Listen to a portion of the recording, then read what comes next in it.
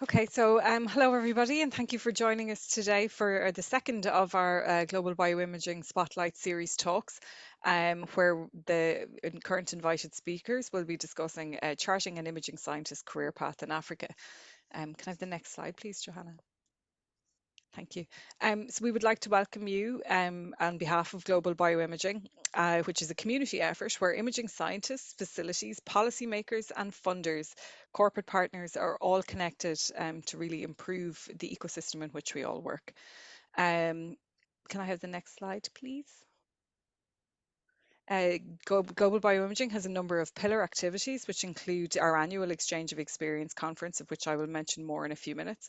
We also offer training and job shadowing and a number of working groups, which are listed below, and include an initiative which arose from the Career Development for Imaging Core Facility Staff working group, which we are running this series as a part of. Can I have the next slide, please? So this working group, of which I am a co-chair, has recently produced a white paper called Charting a Course for Success and International Recommendations for Imaging Scientists' Careers in Core Facilities, and this is available on the Global Bioimaging website. And as a result of this, we have also resubmitted, re-edited and reformatted the publication for publication as part of the Journal of Microscopy in a current collection, a special collection, which is focused primarily on core facilities. So the Global Bioimaging Group, as you can see on our image here on the screen, is very much distributed. Uh, Internationally, we have members from a number of different communities, and we would encourage you, if you're not already involved, to please check out the website to see how you can become involved more. Can I have the next slide, please? One of the main missions actually of this group, what we're running currently, is trying to map the challenges that we faced. So we're calling these our top 5 challenges. And again, we would very much like to encourage you to participate and within this and submit your responses. You can use the QR code here, or also there's a link on the website. We're collecting this data in real time, and we hope to run this until the end of the summer, at which point we will revisit it again in a later date to try and compare and see how these changes are the impacts that we are making as a result of the working group, if they're changing. And the next one, Johanna, please. I would also like to draw your attention to the upcoming Exchange of Experience, which will take place in October in Osaka in Japan, and I would encourage you again to check it out and register and see if you're interested. It's on Data Horizon, so global strategies for accessible knowledge is the topic of the event this year, and the poster deadline submission is on the 30th of June. And the next one, please. Our next talk then will be taking place on the 29th of August, and this will be from Graham Wright, who is in A-Star in Singapore, and he will be talking to us about why an MBA is useful for a core microscopy facility manager. So again, if this is something that you're interested in, I would encourage you to attend. And with that, I think I'm handing over to our speakers for today. So I'd like to introduce you to Leong and Karen and May, and they will hopefully give us some wonderful insight into how they are charting this imaging science career path in Africa. So I'd like to hand over to whoever is speaking first. Hello, everyone. Can you guys hear me okay? Yes. All right. Yes.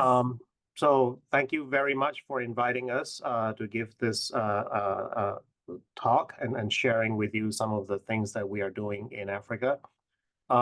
I believe that this is the second event of this series, and the first event, some of you may have heard quite a bit about how the Australian microscopy community charts their career path for their imaging scientist.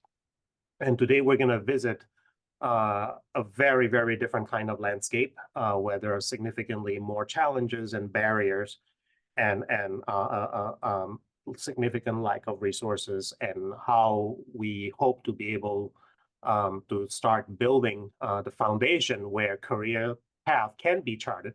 And through some of the initiatives that we have just launched a couple of years ago. And so that take me to the Africa Microscopy Initiative, or AMI. For those of you who speak French, you will also know that the word AMI means friend in French. And as a tip of the hat to the Francophonic friends in Africa, that's almost 40% of the African population. And it is also a not so subtle sign that this is gesture of friendship through microscopy. So the entire AMI idea started out with the Advanced Imaging Center. So the Advanced Imaging Center at Janelia was launched in 2014, and this is a completely open access global imaging center on a global scale that was housed at the Howard Hughes Medical Institute, Janelia Research Campus in the United States. And what I mean by completely open access is actually nobody at Janelia is allowed to use the imaging center. This is open to the rest of the world. And while it is always a point of pride for the Advanced Imaging Center, or AIC, that the proposal coming from all over the world have originated from 6 continents, the only missing one is Antarctica, up until 2021 or 22, the first 12 rounds of proposal call, you clearly see that the AIC has unfortunately catered mainly to the upper income countries. And so that is a very, very significant problem. And in a way, it is a failure of any technology dissemination if our entire outcome hinges on the upper income country. And so that led us to do a very, a rather low-hanging fruit landscaping experiment, and basically is trying to understand what is holding back many scientists from the resource-limited regions of the world from accessing all these free opportunities that is available on the global stage. And so what we did is we run a workshop called Imaging Africa, and this is took place in January of 2020, right before the pandemic, and we ran it in Cape Town. And this is all expense paid, a 1-week workshop, open only to scientists working in Africa. And what immediately hit us as something that rather significant is that even though we only have 24 openings in the workshop, more than 700 people applied. And that sends a very strong message that we have hit something extremely important. And more importantly, we have identified an area where the need is extremely severe, but not very many people have thought about how we can meet that challenge at the time. And so, and in fact, the Imaging Africa workshop actually has been published. And so when we were there, spending more than a week with scientists from Africa, from various strata in Africa, it gave us an opportunity to really have a heart-to-heart conversation and to try to understand what are some of the barriers that prevent people from really using microscopy as their research tool. And that sort of gives us the opportunity to sort of summarize the barriers on that continent, and it can be divided into several stages. And in the worst possible scenario is that many scientists may face an experimental need that can be easily addressed by microscope, and it doesn't even have to be very advanced microscope, as long as it's a research grade, quantitative microscope. And the idea of using a microscope to solve an experimental problem actually does not cross the mind of most African scientists, and that is the worst case scenario. And even if the idea crossed their mind, since there is a very severe lack of resources and expertise on the continent, the idea of using microscope very quickly dissipates from their mind because they just have no access to it. And even when we run a workshop, or anybody who runs a workshop in Africa, I'm trying to get people to raise their awareness of the power of modern microscopy in Africa, you have to thread that line very, very carefully. Is even for the selected few who are lucky enough to be able to attend a workshop such as Imaging Africa, if you don't balance the training material very carefully with what is available to them when they go home, you will likely precipitate into very severe brain drain problem for the continent, because when they go back, it is nothing but heartbreak that they now actually know what they're missing after they have been exposed to all the microscopy tool, that they go back, they have nothing, and they will likely just leave Africa and go to other places. And sometimes the majority of the African diaspora do not return to the continent. So that is not the situation that we want to foster either. And it doesn't mean that the entire continent of Africa does not have research centers of excellence. In fact, there are quite a few of them in more affluent cities. And so some of the luckier scientists in Africa do have access to collaborative microscopy resources, but they are far and few in between. Ironically, all of scientists, not just in Africa, but all over the world, do have access to a lot of international advanced microscopy resources, such as the one at Janelia, at EMBL, so on and so forth. So these are the challenges or hurdles that are at different tier that facing the African community. In a way, they constitute a very severe vicious cycle. And so if you are going to combat a vicious cycle, what you will have to do is to create a virtuous cycle, and then that means that you have to tackle everything simultaneously. And to do that, what we will have to do is to create an unbroken chain of resources and expertise to sort of start to change the landscape a little bit.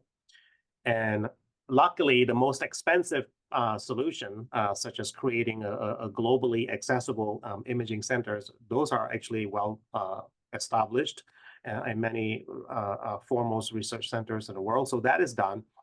But what we need to do now is to also create open access microscopy center that is available on a pan-Africa level, so that scientists in Africa actually have access to this microscopy center.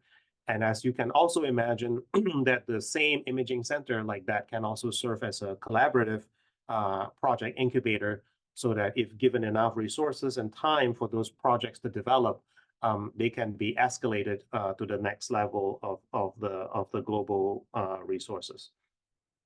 And then the next thing, what we will also need to do is to also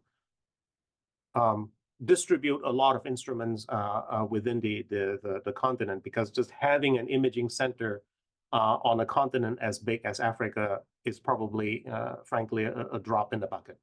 And so we need to continue to distribute more instruments and get those microscopes into the hands of African scientists. And then we also need to continue to raise the awareness and expertise and know-how of using modern quantitative microscopy throughout the continent. So we will continue to run Pan-Africa workshop and maybe even create more satellite workshops, so that the idea can be continued to be disseminated throughout the community. And last but not least, we also have to train, offer more trainer program to overcome this paucity of expertise in Africa. And then also for those who cannot travel and because of resources or cost or even work-related constraint, that they have at least have the opportunity to listen to some of the webinar series talking about the importance of microscopy. So all of these solutions have to happen simultaneously. If you just do it one by one, precisely because it is a vicious cycle, every other component will very quickly come together and derail what you're trying to do. So you have to tackle all of them simultaneously. And that leads us basically to the Africa Microscopy Initiative. And as you can see here, it is composed of 6 different pillars. And I'm going to go through all these pillars one by one. And the very first thing is that we got to have a flagship AMI imaging center. And so we built one in Cape Town. This is a microscopy center that is fully open access, and its operation is modeled after that of the Advanced Imaging Center here at Janelia. And it is open for African scientists working with nonprofit institutions in Africa. And it is accessible through peer review proposals. And more importantly, if your proposal is accepted, then you get to come to University of Cape Town at the AMI Imaging Center, and you get to use those instruments at no cost. The AMI Imaging Center will cover the travel, will cover lodging, will cover a meal, and in fact will cover the cost of your experiment within reason. So that very quickly lower the barrier to accessibility for a lot of African scientists. And we also think that with an imaging center like this, we can also start to promote the collaborative spirit on the continent. Many scientists in Africa do establish collaboration, but they tend to establish collaboration with the global north, and they tend not to collaborate with colleagues within the same institution or within the same continent. And so what we want to do is to hopefully be able to leverage the Army Imaging Center to change that culture. So proposals that are submitted by multiple group leaders from various African institutions will clearly be viewed favorably because it has that collaborative component in it.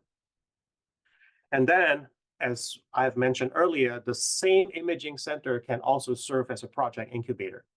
And so there no doubt that there will be a lot of potentially high impact projects, especially those fighting, deadly disease at the frontiers.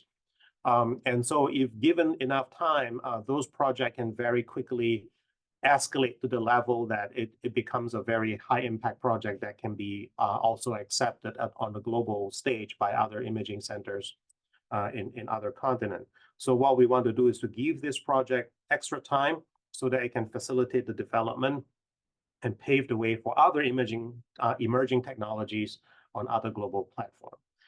And I'm going to skip the program for equipment exchange and reutilization because I'll come back and talk about it because this is the newly launched initiative. And then, as I've mentioned before, this is the workshop that initially inspired the entire African Microscopy Initiative. And so we will obviously continue to run it.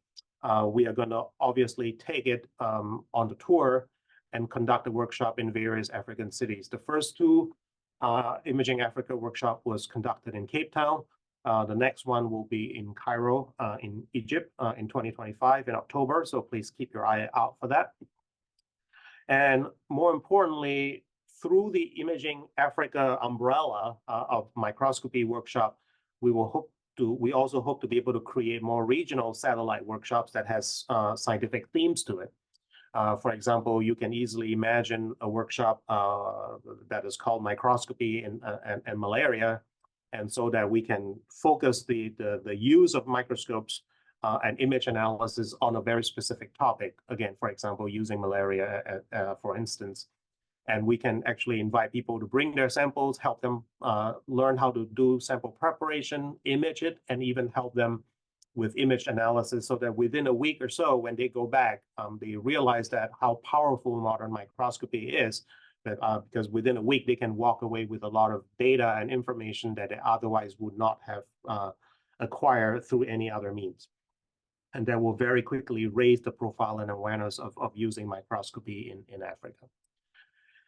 And then this is something that is quite important for everybody in attendance right now, not just for African scientists. And this is a fellowship program called Partners in Teaching, in short, PITCH. So as I mentioned, this is a fellowship program that is open to all early career stage scientists all over the world. And so when we announce it, anybody can apply. And the applicants will be divided into two pools, the African applicant pool as well as the international pool. And then the top few candidates from each pool will be selected and they will be paired so that each pair consists of an African scientist and their international counterpart. And then these pairs will actually be individually trained by international mentors who are experienced in running international workshops. And so when the mentor thinks that this pair is ready, the pair will actually go to the home institution or home city of the African partner, and the two of them will run this workshop together with the support of the fellowship. And so this is our way of mobilizing this just large reservoir of highly talented international imaging scientists, especially those at their early career stages, to get involved in this cause of helping their African colleagues. And more importantly, through this program, we also think that we will be able to build lifelong friendship that otherwise would not have existed. and also lower the barrier of running a workshop together, and more importantly, give both partners an opportunity to really seriously upgrade their resume and CV, because to be able to run a workshop like this and having a prestigious fellowship is important for a lot of early career stage scientists. And so all of this, hopefully we will be able to reach a synergy through the AMI program. And then, of course, we're going to continue to run webinar series called Microscopy Matters. In fact, several of these lectures have been conducted, and we're in the process of putting them online. So clearly, there are a lot of such resources already available online, right? Half an hour, 20 minutes type of videos talking about brief topics in microscopy. We purposely want to recreate this workshop or this seminar series, because I think for a continent like Africa, representation is clearly extremely important. So we want to give the African scientists an opportunity to be able to get in front of their peers and online and learn how to also be a trainer and a teacher in their own rights. And this webinar series, webinar topic doesn't have to be very long. It could be 15, 20, 30 minutes per topic, short and sweet, and so that they can be put online and so it can be accessed on demand. We certainly continue to entice a lot of the alumni of the African Imaging Africa workshop to participate in this webinar series. Now, as promised, I want to return to the last program, or the program for equipment exchange or reutilization, in short here. So the reason why this program was created is because it has come to my knowledge that in the global north, where microscope manufacturers like Leica and Zeiss and Nikon and Olympus, so on and so forth, every few years they come up with a new model of their microscopes, and then to entice the upper income countries to buy their new version of their microscope, they offer this trade-in program. If you trade in your old microscope, you get a significant discount for the new model. However, if you really evaluate those microscopes that has just been traded in, these microscopes are relatively new. Some of them are as new as 1 year old, 2 year old. People trade it in simply because there is money available, and people take advantage of that opportunity to buy a new microscope. So very quickly, in every warehouse of these companies sits a very rich repository of research-grade, sophisticated, relatively new functional microscopes that are not being used. And in fact, most of the time, after a few years, when the company ran out of storage space, all this microscope got thrown away. And so that is just a shame and a heartbreaking level of waste of resources. And that whole idea inspired this program for equipment exchange and reutilization here. And so we have just announced this program and announced the availability of the instruments in the repository.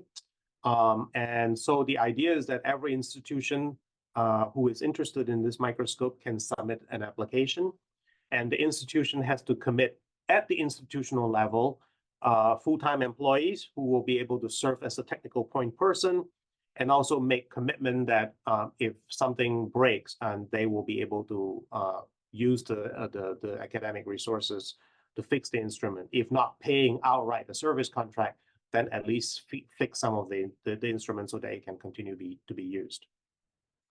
And following review and selection, if your institution is selected, then the designated full-time employee will actually go to the University of Cape Town at the AMI Imaging Center, perhaps even go to the headquarters of the company, and they will receive full training so that when they come back, they become a fully trained technical point person locally, and they can provide technical training, also consultation on experimental design, so on and so forth, basically functioning as a full-blown imaging scientist locally. more importantly, we also want to use this program to start to introduce the idea of shared resources or core facility in Africa, a concept that is very, very foreign to that continent. And so every microscopes that is awarded through the peer program, it is stipulated that they have to be offered as a core facility or as a shared resource with technical support, so that people can use it. And so in a couple of weeks, I will be also presenting a couple of the proposal writing clinics, so that people who have never written a proposal such as this will learn how to write a successful proposal. So please check out the ABIG website. So in a nutshell, that is the essence of the AMI initiative.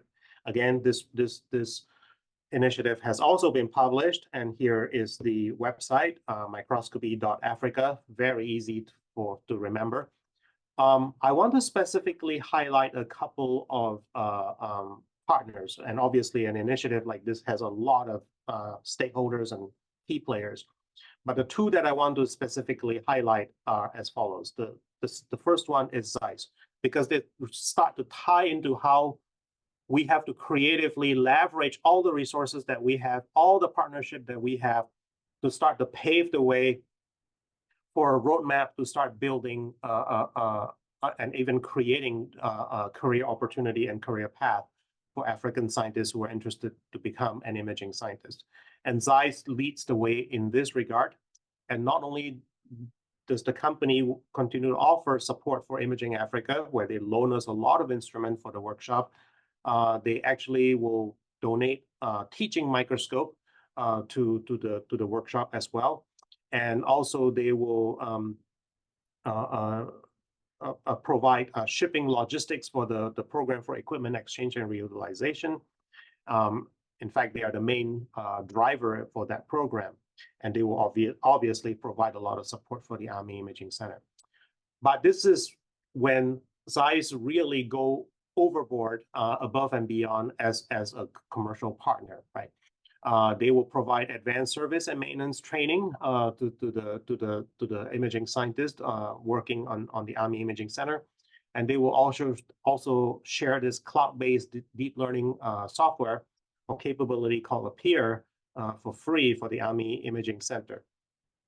And the AMI Imaging Center will now also serve as a launch site for ZEISS new technologies. And as I promised, this is where we're starting to make the connection into the career path for imaging scientists. ZEISS will sponsor a microscopy workshop in the United States, to sponsor at least one African scientist per year as a guest of ZEISS to attend microscopy workshop in the United States.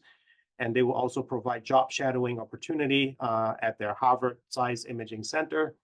And together with the University of Cape Town, who is now trying in the process of creating a graduate degree in imaging science, this will dovetail very well, because ZEISS has also created a postgraduate scholarship so that scientists who have taken who enroll in the graduate program in imaging science can also be supported through this scholarship program.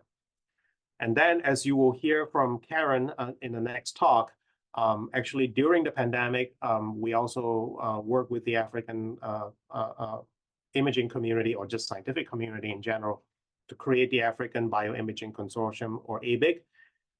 This is a very important and very vibrant imaging community that the African scientists kind of put together and continue to start looking into ways of how to lower the barrier for African scientists to have a career in imaging science. And all of this obviously needs money, and we have been extremely lucky to be able to get the funding from the Chan-Zuckerberg Initiative and the Bill and Melinda Gates Foundation. So I will stop here, and hopefully you guys get an idea of the landscape and the challenges that Africa faces, but things are heading in the right direction. We now have a platform. Obviously, that is not the end of the story, but the journey has just begun, and how the African scientists and community can take advantage of this platform and continue to build on it, so that we will have a viable career path development for the local scientist. Thank you, and then I will hand this over to Karen. Thank you, Leong, and thank you for sort of providing a great platform that I'm going to whiz through some activities that are going on between both AMI and the Africa Bioimaging Consortium, locally and in the continent's ecosystem, in terms of what we're seeing happen in terms of building imaging science career paths. It is useful to start, if we're talking about imaging scientists, and consider where they work. To have an imaging scientist, it implies that you have imaging equipment and a shared platform. So it's useful to ask where that is in Africa and how much of that we have. And this is community sourced data. It is not comprehensive, and we have very limited ability to vet it for accuracy, but it gives a good idea of what's out there in terms of when we ask people to indicate where they know about accessible microscopes, these blue spots we get. A large portion of this is transmitted light microscopes only, which suggests it's probably linked with clinical applications. But we do start to see a number of either epifluorescence microscopes or epifluorescence and confocal microscope sites start to pop up, as you can see on the screen. And even with some question marks, some sites indicating that they have access to some form of super resolution imaging. So there is advanced microscopy on the continent as well, which indicates that there should be support available for it. It is worth flagging that in comparison to light microscopy, if we talk about where there are electron microscopes only or electron plus transmitted light, there's a large number of the sites available are sort of fit into that category, which suggests that they're probably targeted towards material science and engineering primarily. So that's an idea of the landscape that we're talking about when we talk about building a core facility and imaging science career path on the continent. That we do have equipment, but probably not yet highly developed in terms of infrastructure and accessibility. So within the Africa Microscopy Initiative and Leong, the foundation, I don't have to go into this in depth, but I do want to highlight across the three key pillars, really reiterate the key impacts that we anticipate from these programs and in the context of Africa. So Leong has spoken about PEER, and it's a fantastic program redistributing youth equipment on the continent. And I just want to really spell out that the impact of this is that we expect to see seeding shared equipment platforms, augmenting what we already see on the continent. And with that, because of the requirement for allocation of staff, we're seeding imaging scientist positions that come by requirement with built-in institutional support and training and support from the rest of the community and ZEISS and AMI and their institutions. So this is already an incredible program that we're very excited, as Leong said. First call is open, and I really would encourage anyone interested in finding out more and registering for the workshops that Leong mentioned to scan that QR code, and it'll take you directly to all the links you need to get to. Within Pitch, as Leong's highlighted, it's a developing workshops. And this is fantastic because even outside of core facilities, we're boosting imaging skills and expertise and building a cohort of trainers that builds into that nascent community and can fit into core facilities as that platform grows. So that's really exciting. And then within the Imaging Center, which really is our flagship program, and I'm based at the University of Cape Town, so I spend a fair amount of my time in this room that you're seeing now. This is an amazing program that my colleague Mike, who's unable to join today, sort of coordinates all the activities that happen in this group, including being in charge of this fleet of microscopes that if anyone isn't aware and is interested in what's available, we go from single molecule to single cell to high content imaging. But it is not straightforward, as a lot of us in the working group are aware, to be an imaging scientist in almost any setting, and especially not even in a highly resource setting in Africa, such as Cape Town. In addition, the AMI Imaging Center is not operating in isolation at the University of Cape Town. It is one of actually three light microscopy facilities within our faculty. The first one actually established over 15 years ago. And as the need and complexity of deployment of microscopes has grown, we've seen the formation of what's called the IDM Imaging Platform, or IDMU, which I coordinate within our Institute of Infectious Disease and Molecular Medicine. And that shares space with the AMI Imaging Facility, which launched just a year after the IDMU, and that you've already heard about from Liang. So initially, the impression that we have locally is that there was not a lot of thought put into facility imaging scientists and facility career paths. But as the complexity around this enterprise, the demand and the institutional investment into these platforms has grown, that there has been an obvious need for this. So I'm just going to talk quickly about locally what we're seeing happen around this, because given the investment locally and made available to the continent where we are, we have an opportunity to model what would be a great way to forge an imaging scientist career path on the continent, acknowledging that we are, every local ecosystem is unique. As with almost anyone else that I've heard speak about this, we are stuck with the two traditional career paths here at the University of Cape Town, what we call PASS, or the professional, academic, scientific, and professional, scientific support and administrative PASS, or the good old academic. And actually between Mike and I, one of us is PASS and one of us is academic, which means that we have roles that overlap and roles where we diverge completely because of the assessment criteria, opportunities, and the degree to which we are actually able to and expected to get involved in the academic program. But very excitingly, sort of initiated by a platform hosted at UCT called H3D, which works in discovery and therefore works very closely with pharma with regards to drug discovery. They've realized that the traditional academic path doesn't even work well for their needs, which are fast-paced and often it's not the traditional PI single group model. So they have started to negotiate with local HR for a slightly different, not purely academic role with adapted KPIs and promotion criteria.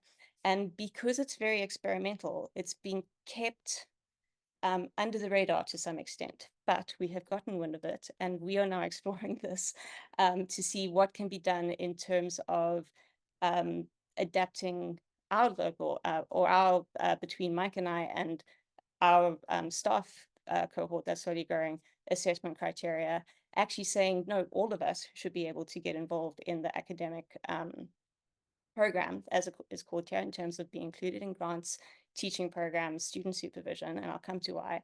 And because of this, it's actually highly collaborative, partly because other early career researchers are noticing this, and they don't necessarily want the traditional academic model either.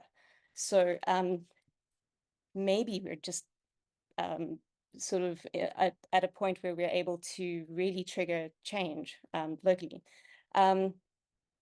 So the other challenge is that to acknowledge that even though one of us is academic and the other one is support staff, neither of us actually are securely funded. We are both what's called soft funded here locally, which means our jobs are linked to grant income.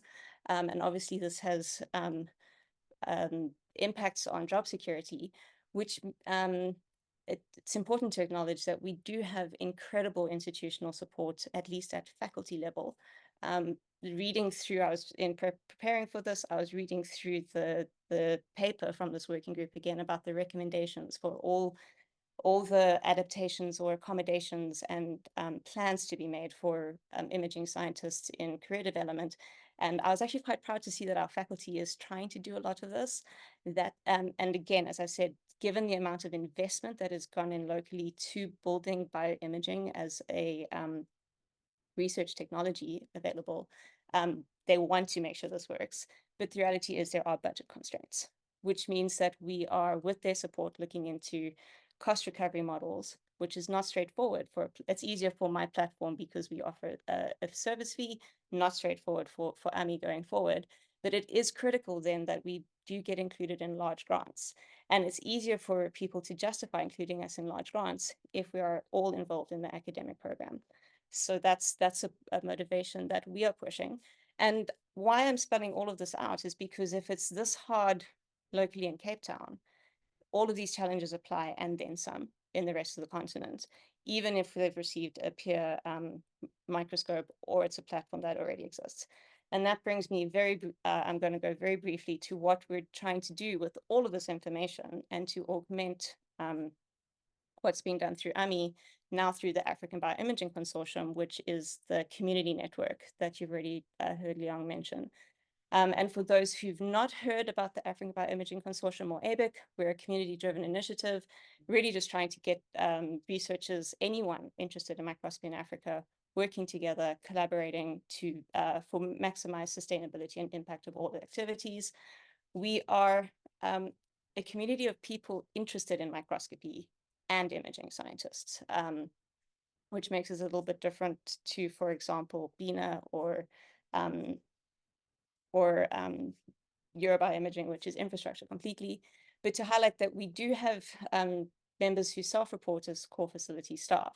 So again, there are platforms out there, and recognizing that from our working groups, there are two that I want to mention briefly. One, looking deeper into infrastructure and access, because again, you cannot separate equipment from the imaging scientists who run it. And then we'll be launching shortly, we're in the works to launch a few new working groups, specifically one for core facility staff for imaging scientists. With regards to infrastructure and access, you've already seen the data from this map over here, just represented slightly differently. And this is all sourced through a very simple web form on our website that anyone in the community can come and upload. And we've done this to basically increase the visibility of the community as a whole.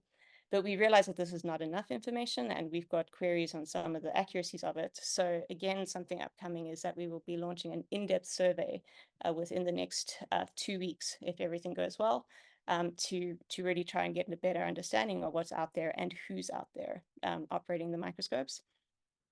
And then to acknowledge that we and myself especially, and Mike, we're based down in Cape Town. There are core facilities out there, and we really want to promote the models that do exist on the continent.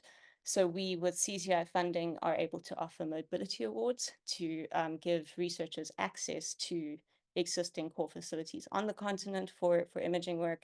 And we're finding ways increasingly to partner with the other networks and facilities that do exist on the continent to direct researchers to them where appropriate. Because we really do think it's important that everyone knows what's out there and how to access it and best leverage it. And I'm going to leave it there with just some contact details up while I find my stop share button. Thank you, everyone. Over to Mai. So what I was going to talk about is actually, so Leong was talking about AMI and the challenges that Africa is sharing and is having, and also Karen was talking like an example of what they are doing University of Cape Town. So this is what Karen was actually sharing is a very good example that a lot of the African countries should be sharing and should be also is having an imaging scientist career path. So a roadmap to developing an imaging scientist career in Africa. As they were also saying that we have different barriers, like we don't have enough infrastructure deficiencies, although we have like AMI and BioRTC, which is great initiatives, but still they are located in 2 countries, in West Africa and in South Africa, but still we have like 54 countries that need more and more of this infrastructure to be available. And as Karen was also saying, that having this infrastructure, more of this infrastructure is going to create the need for having an imaging scientist. So without the infrastructure, actually, you're not going to have a career for an imaging scientist. Lack of training and expertise, because of the efficiencies that we're having of the infrastructure, a lot of the imaging scientists are traveling abroad, taking a lot of the actually African researchers are traveling abroad for opportunities abroad, having a definite career path, a definite funding mechanism, and also a great opportunity. So we need to tackle that. Funding constraints, we don't have a lot of fundings. Or I can say that also the allocation of funding in Africa is, we have a misallocation of funding. So with the redundancy of instruments and loss of maintenance, like we don't have funding for the maintenance of instruments and so on.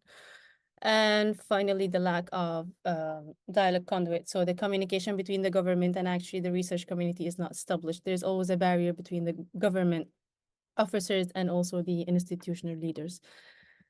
So how we can solve this and what is the roadmap is actually having more infrastructure to create the path for having more imaging scientists like BioRTC and AMI, more training and expertise through different initiatives like Poimbian, ABIC, and Imaging Africa, and all of these great initiatives.